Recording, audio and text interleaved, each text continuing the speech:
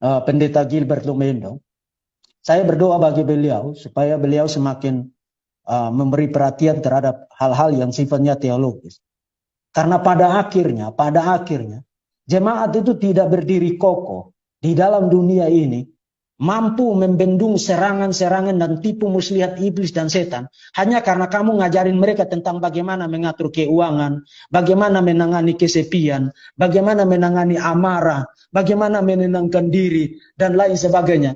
Kalau hal-hal itulah yang dibutuhkan oleh jemaat, Tuhan akan mengirimkan psikiater, Tuhan akan mengirimkan dokter, Tuhan akan mengirimkan ekonom, Tuhan akan mengirimkan sosiolog. No.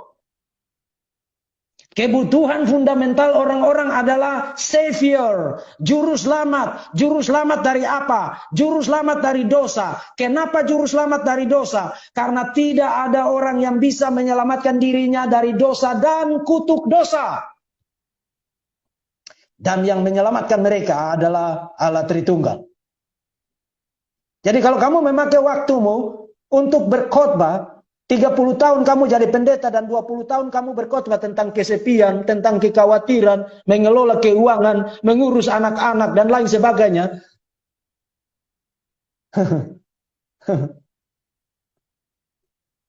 Betapa kasihannya pelayananmu. Betapa kasihannya pelayananmu. Karena bukan itu yang dibutuhkan oleh orang-orang. Yang paling dibutuhkan oleh orang-orang adalah Injil Tuhan Yesus Kristus. Setiap kali firman diberitakan dan kalau Injil tidak diberitakan, maka you sedang mengkhianati Kristus. Injil harus diberitakan. Setiap kali seorang pemberita firman membuka mulutnya. Sebab Injil itulah yang menyelamatkan mereka dari dosa dan maut. Karena Injil adalah kekuatan Allah, the power of God for salvation, untuk keselamatan. Mereka hari ini bisa menangani kekhawatiran mereka, bukan berarti minggu depan mereka tidak khawatir lagi. Hari ini mereka bisa mengelola keuangan mereka dengan baik, bukan berarti tahun depan mereka tidak boros. Hari ini mereka bisa mengurus keluarga mereka dengan baik, bukan berarti 5 bulan lagi mereka nggak akan ngaco dengan anak-anak, atau ngaco dengan suami, atau ngaco dengan istri. Jadi you memberi perhatian untuk hal-hal yang remeh-temeh di dalam kehidupan orang ketika substansi kebutuhan fundamental dari orang-orang untuk mereka dengar dari mimbar tentang keseriusan, maha seriusnya dosa dan tentang kebutuhan terbesar dari manusia akan kasih karunia Tuhan, anugerah Tuhan di dalam Yesus Kristus yang diterima melalui pekerjaan Roh Kudus, karya Allah Tritunggal bagi hidup dan keselamatan mereka. Kalau itu tidak engkau beritakan setiap kali engkau membuka mulutmu di atas mimbar, engkau adalah pengkhianat Kristus. Engkau adalah pengkhianat Kristus. Dan Kristus tanpa Bapa, Kristus tanpa Roh Kudus adalah Kristus yang lain. Dan Kristus yang lain tidak menyelamatkan. Tidak menyelamatkan.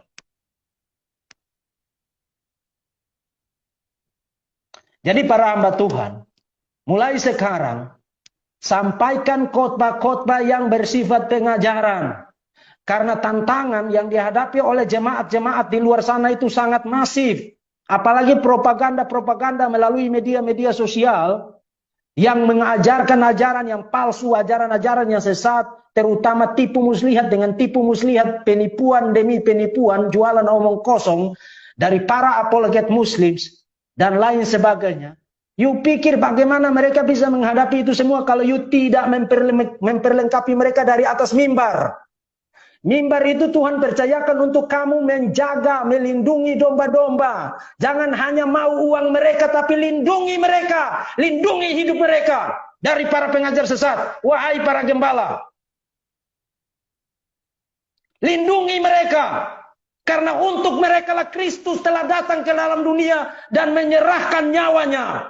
Dan kenapa kamu menggunakan mimbar itu hanya untuk memperkaya diri? Lindungi jemaat Tuhan dari ajaran sesat. Lindungi domba-domba itu, domba-domba Kristus yang dipercayakan bagimu. Dan kamu bicara tentang kekhawatiran, Kamu bicara tentang mengelola keuangan, kamu bicara tentang mengurus keluarga.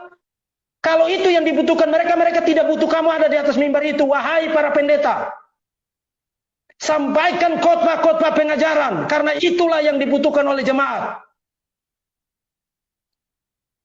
Kita tidak dipanggil untuk menggaruk telinga siapapun.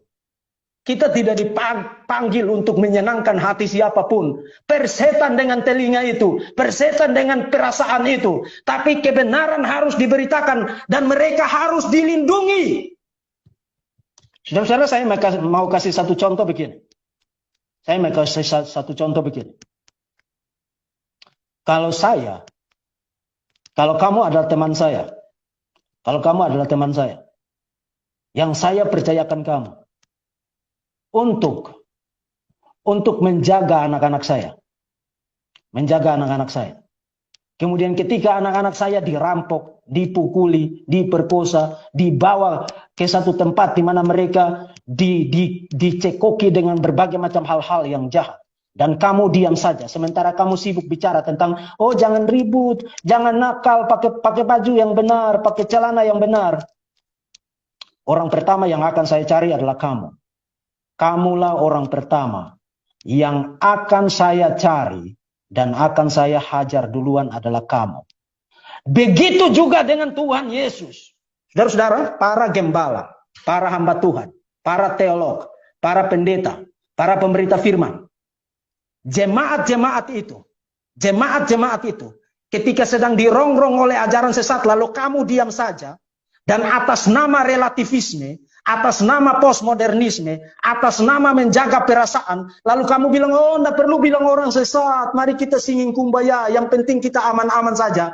Ketika Yesus datang kembali, kamulah orang pertama yang akan diminta pertanggungjawaban oleh Yesus, dan kamu akan membayarnya dengan harga yang genap. Kamu pikir ini soal perasaanmu? Kamu pikir ini soal kenyamananmu? Kamu pikir ini soal zona nyaman supaya kita tidak usah ribut? No, ini soal pengantin Kristus yang dibeli dengan harga yang mahal. Darah anak domba Allah tercurah di atas Kalvari, mati secara memalukan dan hina, dan dipercayakan untuk digembalakan oleh kamu, dan kamu sibuk bicara tentang hal remeh-temeh. Kemudian mereka membeli doktrin di Facebook, membeli doktrin di YouTube, membeli doktrin di media-media sosial, dan mereka mempercayai hal-hal yang absurd, hal-hal yang salah, hal-hal yang menyesatkan mengenai Tuhan, dan kamu bilang mari kita tidak usah menyinggung perasaan mereka.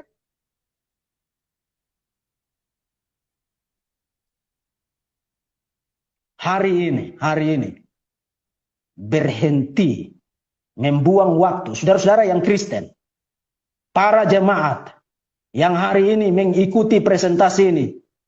Kalau gembalamu, hamba Tuhanmu, hanya sibuk dengan khotbah-khotbah praktis, yang meskipun dia tidak kasih tahu kamu, kamu sudah tahu. Mari kita saling mengasihi. Semua orang udah tahu itu. Jangan mencuri. Semua orang udah tahu itu. Jangan korupsi. Semua orang udah tahu itu. Kalau hamba Tuhanmu sibuk dengan itu, tarik dia turun dari atas mimbarnya dan suruh dia bertobat. Saya tidak butuh kamu ada di atas mimbar itu untuk kasih tahu saya itu. Kasih tahu saya tentang juru selamat saya. Kasih tahu saya tentang Bapa dari juru selamat yang mengutus anaknya untuk menjadi manusia. Kasih tahu saya tentang Roh Kudus yang memateraikan saya dan yang menjadi arabon, menjadi jaminan bagi saya sehingga saya memiliki sandaran yang kokoh untuk diselamatkan. Kasih tahu saya itu, atau jangan kasih tahu saya apapun juga. Tell me about the Trinity or tell me nothing at all. Kasih tahu saya tentang Tuhan saya, atau jangan kasih tahu saya tentang apapun juga. Jangan kasih tahu saya tentang apapun juga. Sudah saatnya gereja harus berhenti menggaruk telinga orang-orang dengan khotbah-khotbah yang dangdut, yang praktis-praktis itu dan yang lain sebagainya. Saya tidak bilang itu tidak penting. Saya tidak bilang itu tidak penting.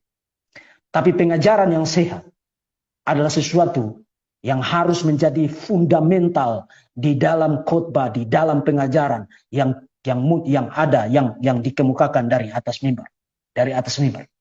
Saudara-saudara, tadi malam saya quote bagi saudara Roma pasal 16 ayat 11.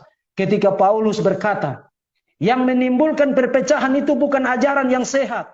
Sebab domba-dombaku mendengarkan suaraku. Mereka tidak akan terpecah karena mendengarkan suara Tuhan. Mendengarkan firman Tuhan yang murni. No. Yang menimbulkan perpecahan adalah ajaran sesat. Dan karena itu Paulus berkata, hindarilah mereka yang mengajarkan ajaran sesat. Jangan menjual hidupmu, menjual nasib kekekalanmu untuk satu mangkuk basi bernama Wanes Pentakostalisme. Mereka akan dibakar di dalam neraka yang kekal dan mereka akan mempertanggungjawabkan seluruh penyesatan dan penghujatan mereka terhadap Allah Tritunggal selama mereka di dunia ini. Dan apakah kamu mau ikut bersama dengan mereka? Ini bukan soal denominasimu. Saya tidak bicara tentang denominasimu. Who cares dengan denominasimu? Saya tidak bicara tentang gerejamu apa. Who cares dengan gerejamu? Saya bicara tentang hidupmu nanti di dalam kekekalan. Saya bicara tentang itu. Jadi kalau kau tidak setuju dengan itu, kalau kau tidak setuju dengan itu, ya kau sudah membuat keputusan. Keputusan yang akan kau bayar dengan sangat mahal ketika ada di dalam kekekalan.